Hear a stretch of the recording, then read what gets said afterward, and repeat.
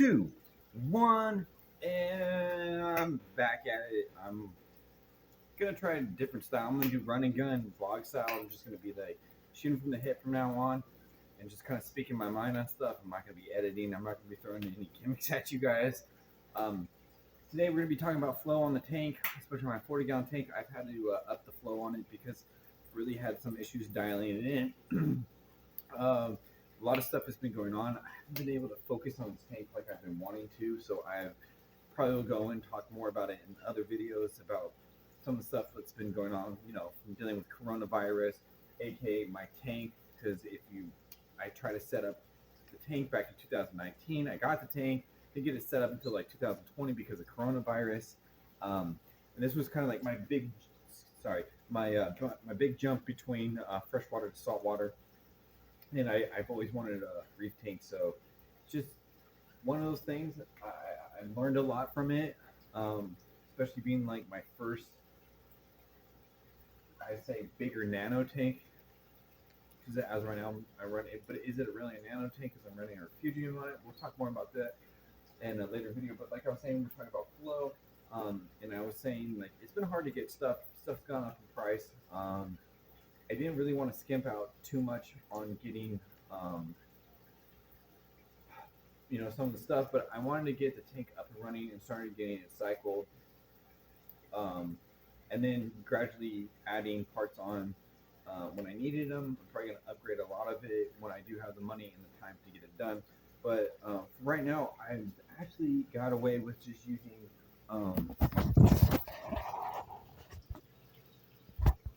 pond pumps. This is a crystal clear pond pump.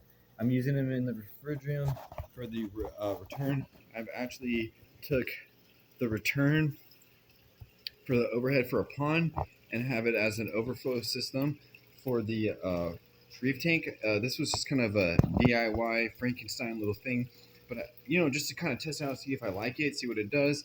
It might end up being a permanent feature, but I don't think I've ever really seen anybody do this on a reef tank. So kind of want to document it. I'm just using some. This is actually the same stuff that you find in pillows, quilts. I'm using it as filter floss. It works great. You can get it at Walmart. You can get a whole bunch of it for like $8.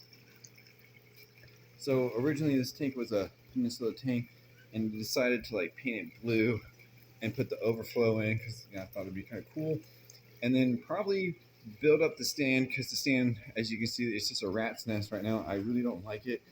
Having a lot of issues with that because this socket actually blew, and I need to get an electrician out here to fix that, and the socket on the other side blew too. So I'm actually having to run power from another room into here with an extension cord to keep everything up and running. So it's real wonky kind of and Frankensteinish, but that's part of the fun.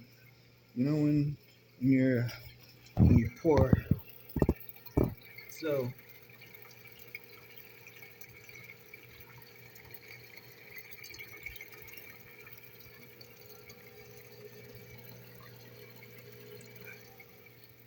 I'll maybe show that to you guys later, but that's the refugium.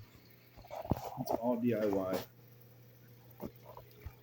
Like I said, I got this idea mainly from, I can't remember, it was one of the big aquariums, and they were actually, I think it was from a mangrove tank or a tide pool tank, that they actually had, I would guess you'd call it a wave simulator. I think they also do it with some of the other big tanks where they have a certain amount of water build up, and then once it gets to a certain point, it hits the focal point and crashes and actually creates a small wave. And it's kind of what I'm trying to do with this. I would love to try to do it on maybe a little bit bigger tank to try to actually do an actual wave replicator. But for right now, I feel like this is kind of like a happy medium. I'm probably going to lower it more when I actually build it in. I don't know. I'm still going to dial that in. I don't even know if I'm really going to keep it or try to find a different way to maybe displace the water. But like I said, I do want to upgrade the power heads because I don't want to be using that, and the return pump probably needs to be upgraded. So hang on real quick. All right, apologize for that, but I actually did get an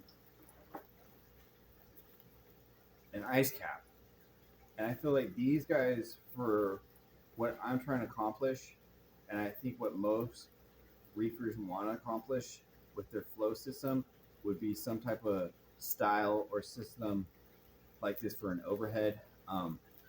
It has a magnet. I haven't tested it out because I actually ended up buying just the power head because I was a little bit in a rush when I got it, and I didn't realize that the Wi-Fi connector was actually part of the power source, and I thought it was just kind of just like an extra bells and whistles to it.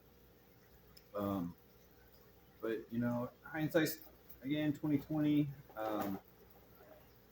Probably, like I said, shouldn't have rushed, but it's been stress. I think a lot of it's been stress and trying to put my money where I need to put my money, and not, you know, for the tank when it's going to be the most beneficial for the tank.